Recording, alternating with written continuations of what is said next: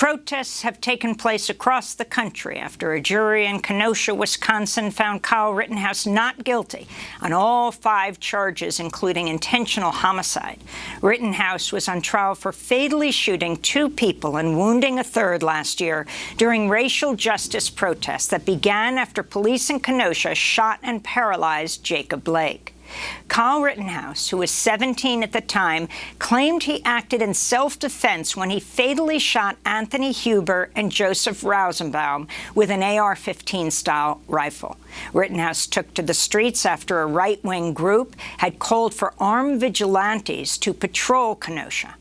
The jury's decision was announced Friday afternoon after about 26 hours of deliberation. The defendant will rise, face the jury, and hearken to its verdicts. State of Wisconsin versus Kyle Rittenhouse. As to the first count of the information, Joseph Rosenbaum. We, the jury, find the defendant, Kyle H. Rittenhouse, not guilty. As to the second count of the information, Richard McGinnis, we, the jury, find the defendant, Kyle H. Rittenhouse, not guilty. As to the third count of the information, unknown male, we, the jury, find the defendant, Kyle H. Rittenhouse, not guilty. As to the fourth count of the information, Anthony Huber, we, the jury, find the defendant, Kyle H. Rittenhouse, not guilty. As to the fifth count of the information, Gage Grosskreutz, we, the jury, find the defendant, Kyle H. Rittenhouse, not guilty. Members of the jury, are these your unanimous verdicts? Is there anyone who does not agree with the verdicts as read? Would you wish the jury polled? In a statement, the parents of Anthony Huber, one of the protesters killed by Rittenhouse, said they were heartbroken and angry, and that the verdict, quote, sends the unacceptable message that armed civilians can show up in any town, incite violence, then use the danger they've created to justify shooting people in the street.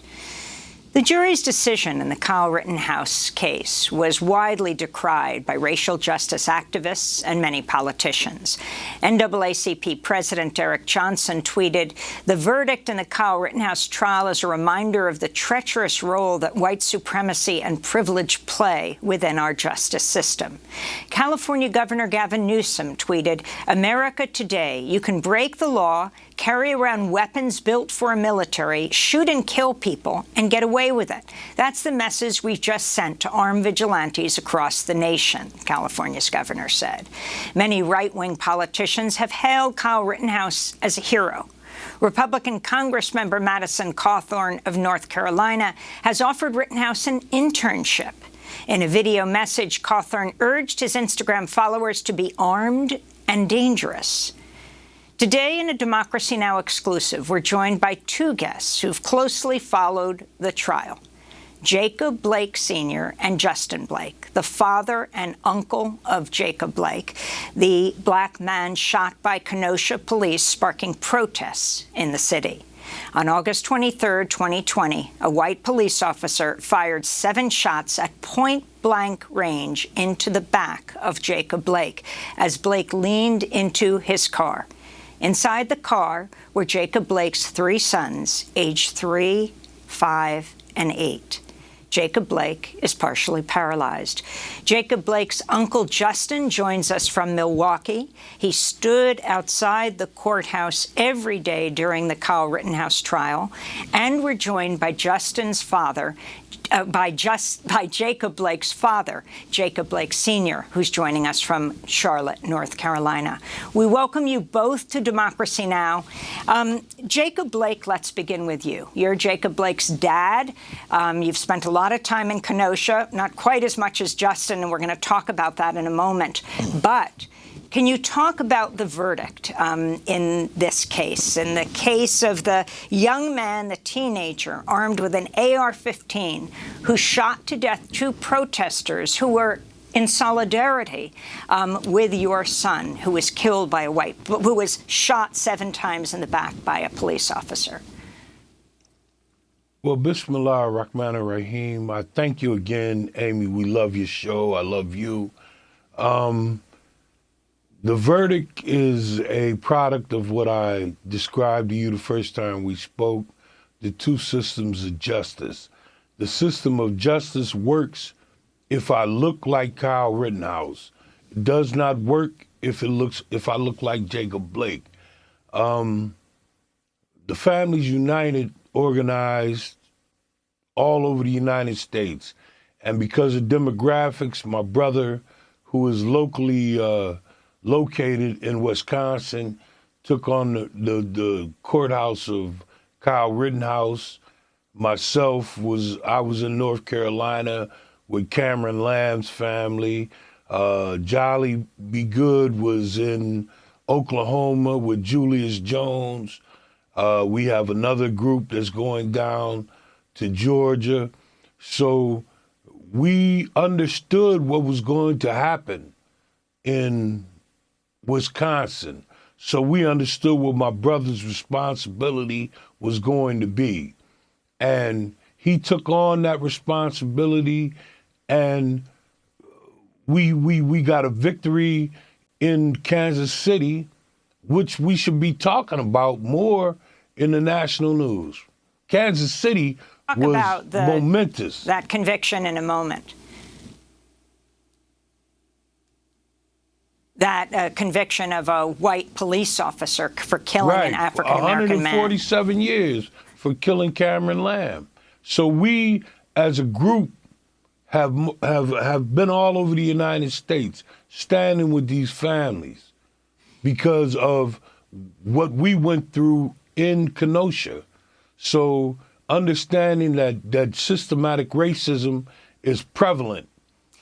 We understood. Have you talked to your son, Jacob? And what is his response to the verdict? Jacob can speak for himself, and when he decides to come out and speak about it, he will speak on it. How is he doing, Jacob? He's from the time we spoke the first time, he's doing much better. He's doing much better, and we're praying every day that he will be able to walk again. Justin Blake, you stood outside that courthouse every day. Yesterday, you led the protest. You were there along with the fiancé of Joseph Rosenbaum, who was one of the two men Kyle Rittenhouse killed that day. Talk about the significance of this verdict. Assalamu alaikum. Thank you for having us. This is a tragedy and a slap in the face to all the families that were involved. It made a mockery of the judicial system.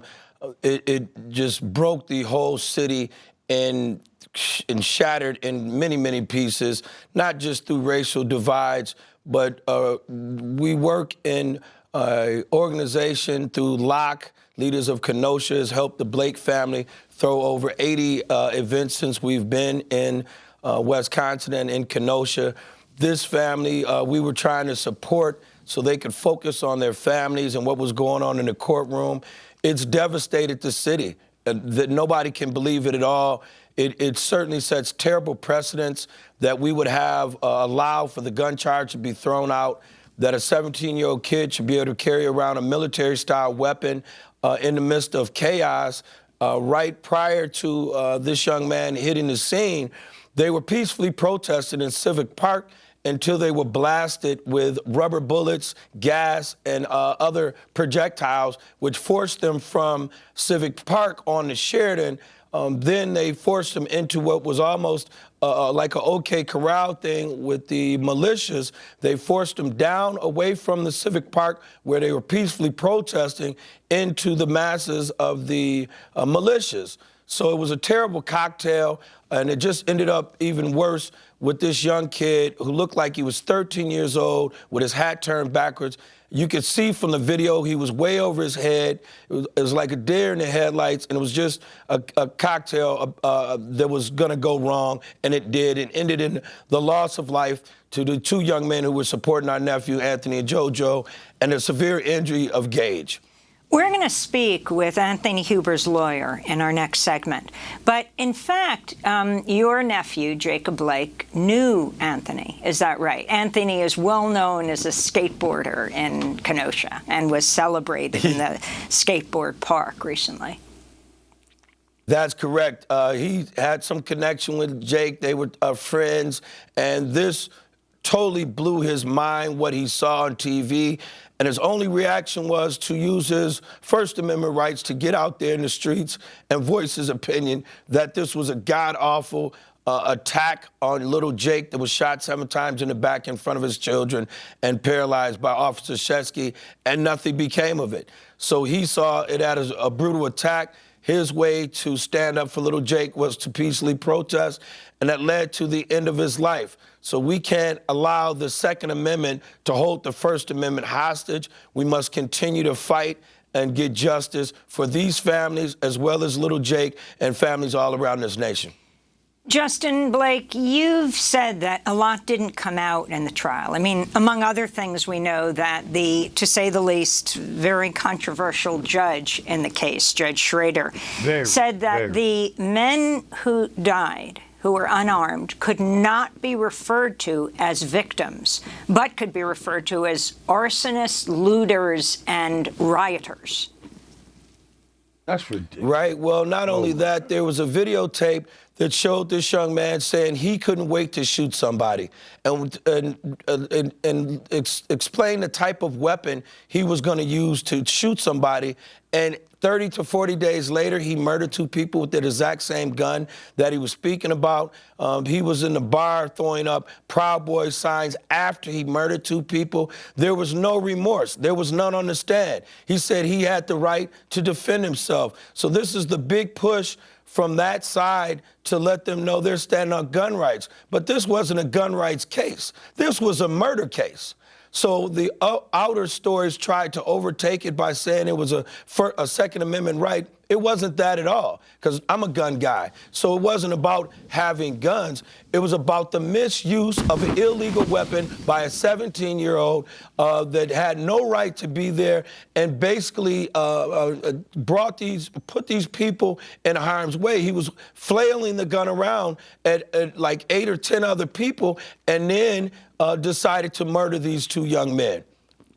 Justin, you work with Reverend Jesse Jackson's Rainbow Push Coalition. There was a release from that organization that said the Justice Department should also consider aiding and abetting charges for Rittenhouse's mother. Can you explain? Well, listen, I'm from Chicago. If there's a drive-by shooting, everybody in the vehicle, including the driver, gets charged. So how could this lady possibly bring this young man across state lines and hasn't been charged with anything? And furthermore, our family's going to push that the head AG in D.C. pick up little Jake's case, reopen it, review it, and get us justice.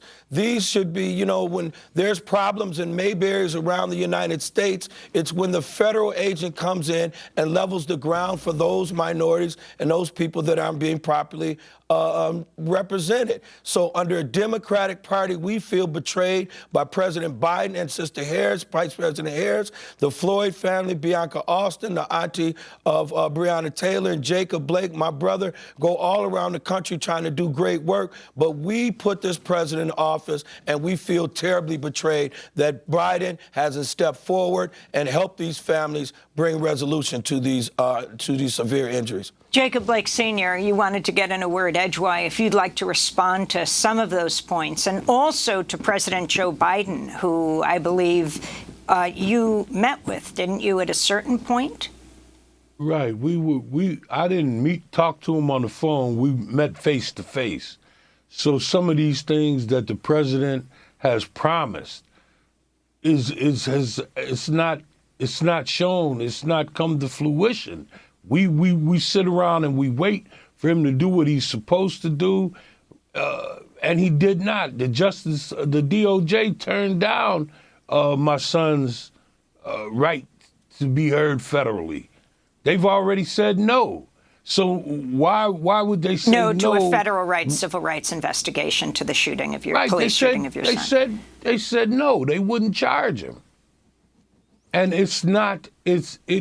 what is wrong with America? What's going on that a judge in Kenosha, Wisconsin could so blatantly be on the side of Kyle Rittenhouse?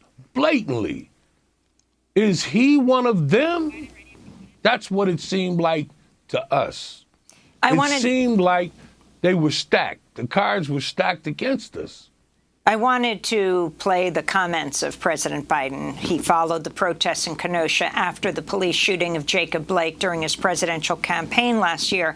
This was President Biden responding to the Rittenhouse verdict on Friday. Do you have any reaction to the Kyle Rittenhouse verdict? I just heard a moment ago. Do you have any reaction? I didn't watch the trial, so Do you stand by your past comment equating him to white supremacy? Well, look, I stand by what the jury has concluded.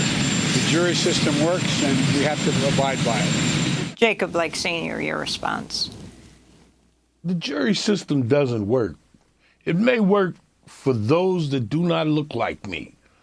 For my Caucasian counterparts, it works. When it comes to us, it doesn't work. It worked in Kansas City for the first time in 147 years.